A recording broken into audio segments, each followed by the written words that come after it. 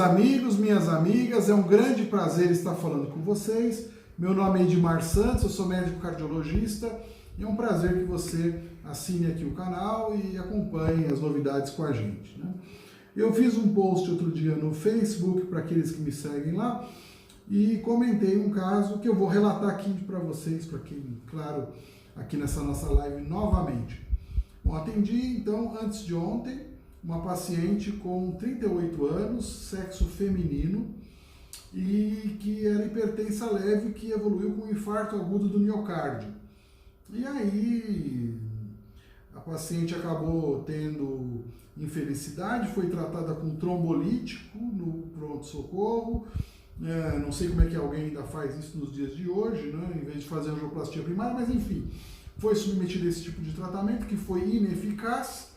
E depois ela foi submetida a uma angioplastia com implante de um stent e está bem, só que evoluiu com um infarto grande, era a parede anterior, com insuficiência cardíaca, né? E claro que o paciente, depois de uma semana que teve isso, meu primeiro contato com ela, ela vem e fala a seguinte frase: doutor, ainda bem que eu não tive a Covid. Imaginando que a situação dela era melhor desse jeito do que com a Covid. E eu tenho que, infelizmente, alertar que não é, né? É muito mais grave, né? A letalidade de um paciente com insuficiência cardíaca chega a 50% no intervalo de 5 anos, não é? E uma pessoa que já teve infarto, o risco dela ter um novo evento, infarto, AVC ou morte cardiovascular, ela é 5 vezes maior do que uma pessoa que nunca teve nada. Então, é um paciente extremamente grave que ficará refém de tomar 5 remédios ao longo de um ano e depois o resto da vida outros 4 remédios. Então, é uma situação bastante desagradável, né? Ainda com insuficiência cardíaca, com aqueles sinais e sintomas que acompanham a doença, que é falta de ar, cansaço, não conseguir ficar muito deitado, ter que dormir com o travesseiro elevado, pode inchar a perna, falta de ar, palpitação. Isso tudo não é nem um pouco agradável. Ela ficou com uma fração de ejeção de 38%. Enfim, e aí se coloca a situação. Poxa, existe o isolamento social, que foi imposto aí pelo governo, que parece adequado para diminuir a curva. Todo mundo fala da curva, mas esquece de outras enfermidades, né? Então, as pessoas continuam morrendo do coração, de câncer, porque doença cardiovascular e câncer não tem quarentena para isso, né? As doenças continuam existindo, as pessoas sob estresse em casa. Foi o caso dessa moça, né? Tinha um restaurante meio quebrado, até por conta dessa situação que ocorre, poucos fatores de risco em relação à idade, e mesmo assim combinou com um infarto grande e claro que vai comprometer a vida dela de uma forma importante. Quando eu postei isso, muita gente fica preocupada, porque, na minha opinião, muitas vezes, mesmo com essa história do Covid, ir ao pronto-socorro é absolutamente necessário. Tem muita gente morrendo em casa, esperando com medo do Covid, vai tendo AVC, infarto, insuficiência cardíaca descompensada, quadros outros de infecção. Tem que procurar o médico, não pode abandonar essa situação achando que Covid é tudo. Não, Covid é importante? É importante, tem que álcool gel, lavar as mãos, evitar colocar a mão no rosto, usar máscara e dentro do possível fazer o isolamento social. Mas, se você tiver um outro problema, você vai morrer por infarto, não resolve a sua vida do Covid, não é? E tem algumas peculiaridades aqui que eu quero falar para vocês. Quer dizer, é importante continuar as prevenções, independente do momento em que vivemos, né? Importantíssimo você continuar fazendo alguma atividade física dentro de casa, se você estiver enclausurado aí, não é? Aproveitar para abandonar o tabagismo, porque é sabido que pessoas que fumam também têm um pior prognóstico no Covid, não apenas no Covid, mas em qualquer situação clínica, né? E vou agora por algumas perguntas que fizeram de extremo interesse, né? Que diz respeito assim, poxa, mas que sinais e sintomas eu devo me preocupar para buscar uma unidade de urgência, etc. Primeiro é que, vamos dividir as coisas. Se você já teve um infarto, tem uma doença mais grave, sou hipertensa, etc., você tem que ter um médico que acompanha. Não pode ser uma coisa de quem tem 2, 3 médicos não tem nenhum, na verdade.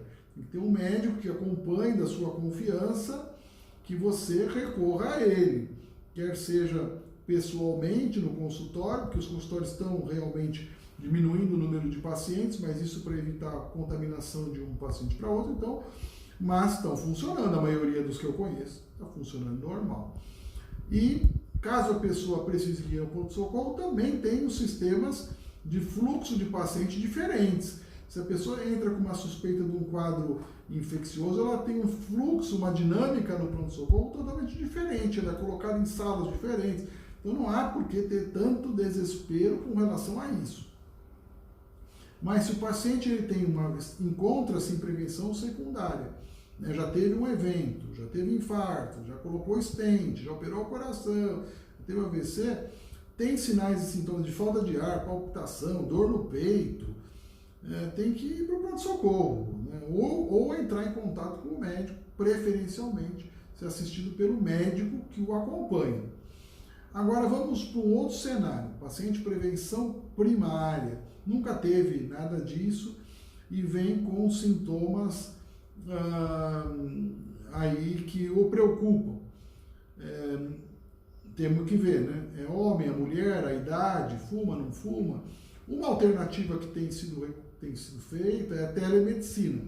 Nesses casos pode ajudar. Eu não acredito particularmente na telemedicina isoladamente, não acredito, vou ser muito honesto, porque sem o exame físico, sem você examinar, colocar a mão na pessoa, medir a pressão você mesmo, sentir o pulso, auscultar os focos, etc., auscultar o pulmão da pessoa, ver a perna dela, etc., eu acho muito difícil você estabelecer um diagnóstico preciso, né? Eu tenho recebido aqui no consultório vários pacientes que passaram por telemedicina e com diagnóstico que não estava muito legal, não. Mas, enfim, é uma estratégia que pode ser adotada, é uma novidade nesse período, pelo menos, do coronavírus, e que dá para ser adotada, mas sempre pensando numa hipótese de sistema híbrido. Vou passar a fazer teleconsulta, mas depois vou presencial. Essa coisa de só teleconsulta. Hoje chegou aqui uma paciente que tinha 500 exames para fazer e, no fundo, ela estava com um quadro de transtorno de ansiedade, era pânico, né? Tratou, vai ficar boa. Mas é muito comum nesse período de encarceramento forçado a gente ficar mais ansioso, sintomas de depressão se exacerbam e fica mais grave. Tudo isso se sobrepõe aí. Então tem que ter um acompanhamento direitinho de um médico, né? Que se você tem esses problemas, converse com o seu médico, que já deve existir, se você já tem esses problemas, né? E fazer um acompanhamento adequado. Mas acaba na dúvida, principalmente mulher, melhor, na dúvida, pecar por excesso e ir mesmo ao pronto-socorro, né? Ou, se você tiver seu médico, ligue para ele, vá nele, né? Por quê? Porque os sintomas de infarto são costumeiramente apresentados como dor no peito em aperto, em caráter opressivo, que acompanha suor frio, náuseas e vômitos, irradiação para a face anterior do braço, para a região de mandíbula, para as costas, etc. Isso é literatura, maravilhoso. Na prática a gente vê isso direto? Não, porque hoje já se divide infarto com alteração no eletrocardiograma, infarto sem alteração no eletrocardiograma, e, enfim. E o que vai marcar é a combinação aí dos sintomas com alteração no eletro e alteração nas troponinas, né? São marcadores no sangue de lesão miocárdica. Então é necessário esses testes para que isso você não vai conseguir por telemedicina. Tem que ser feito rapidamente para estabelecer uma estratégia de tratamento.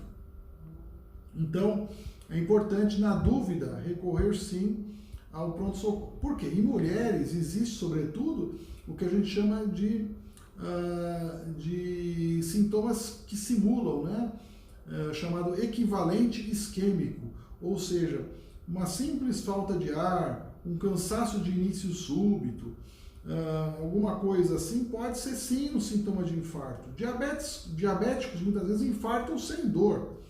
Então é importante se observar essas outras manifestações e procurar ajuda sim, porque tem muita gente morrendo em casa desassistida por preocupação em relação ao coronavírus. Tem que se preocupar com o coronavírus, sim, mas a vida segue, né? Espero ter sido claro nessa explicação, né? Remédios de pressão e etc. tem que continuar usando, de colesterol e etc. Agora começa a ficar frio e o frio sobe a pressão e também aumenta o risco cardiovascular. Nós temos mais mortes cardiovasculares no inverno, então a preocupação é grande. Todo cardiologista tem a mesma preocupação, eu tenho certeza do que estou falando. Então fique esperto, estou de olho em você e tamo junto, tá bom? Um grande abraço.